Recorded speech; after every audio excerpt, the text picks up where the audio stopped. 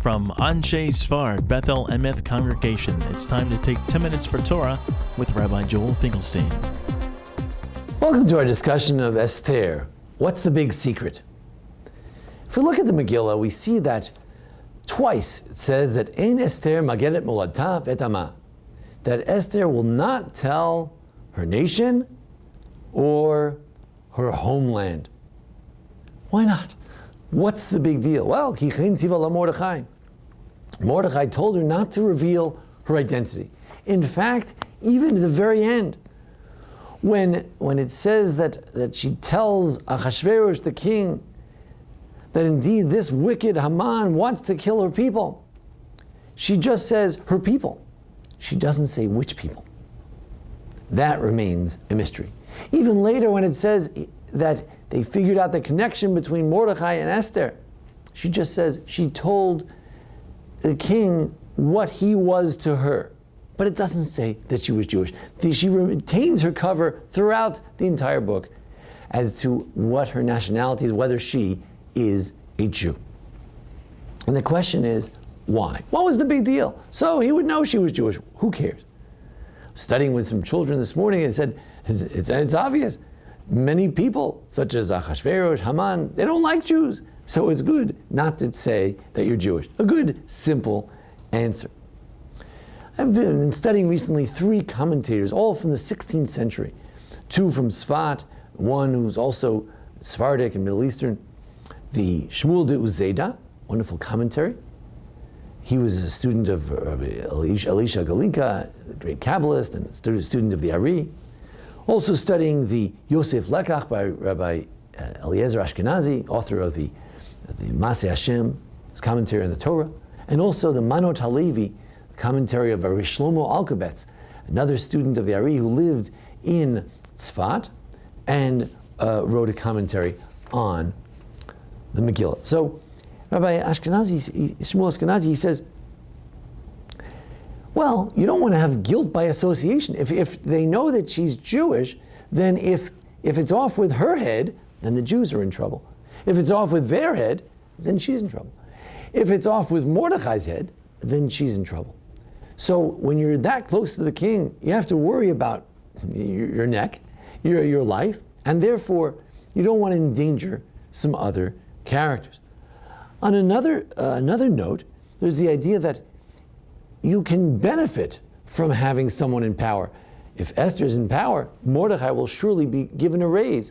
He didn't want to have his stature changed by his association with Esther. He didn't want to have that kind of a nepotism and that type of relationship. Another answer is that Mordecai was expecting some miracle to happen, and he thought that the less people knew, the better. It really shouldn't people shouldn't know. Now there's another idea, and he mentioned in these commentators, is that he's trying to be sort of a spy. He has his ear to the ground to know what's going on. He wants to see Ladat et Shalom Esther, how's Esther doing? At one point he finds out that someone wants to kill the king, and he saves the king's life, and for that he's given great reward later. But if they know that he's Jewish and he's related to the queen, he's not going to hear anything. No one's going to talk when they're around the actual relative of the cousin of Esther. But this way, he just adopted her. He had some association with her. Maybe some people knew that, some people didn't, that he had adopted this girl, but they didn't think he was so closely associated with her, and therefore he's more likely to get good information to save her life and to save the Jews. Another sort of halachic answer, I believe I saw it in the Manot HaLevi. He says, well, let's think about it. Esther, how is she able to sleep with this man?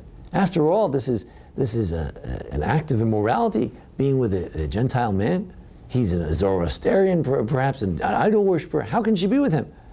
And the answer is that, well, she was forced to be. Vatila kach Esther. She didn't volunteer for this. She was taken, abducted. Okay, but still, if she was known to be Jewish, then maybe he would specifically abduct her as a Jewish girl, and this would be a form of persecution. As long as she's passive the woman in the relationship, someone abducted by the king, she's passive. So the fact that she's taken, she doesn't have to take her life. Instead, she can commit this passive act of being with this Gentile. But if he's there to convince her to be to come under his subjugation because she's Jewish, if it's a form of persecution, then even though she's passive, she has to take her life in order to show that she will not be persecuted in this way as a Jewess. But if he doesn't know she's Jewish, then he's not persecuting her, he's just being with her for his own benefit. And the rule is, if someone attacks this woman for his own benefit, not for persecution, and she's passive, then she does not have to give up her life. It's a halachic, technical sort of an answer. Now, there is a theory advanced by some of the rabbis, Rabbi Rama, that actually everyone did know she was Jewish. She just didn't emphasize it, but everyone knew. As a matter of fact, there are midrashim to that effect. Some say that she was given vegetarian diet, zaronim, seeds like the mun and the hamantashen. That she was given a Jewish diet because she was Jewish. Sheva hanarot, she was given the handmaids because they were Jewish. She was told that she could have ad chatzia malchut, up to half the kingship, because he knew. He said, you can't have the other half, namely, I'm not going to build a temple for you, because he knew she was Jewish.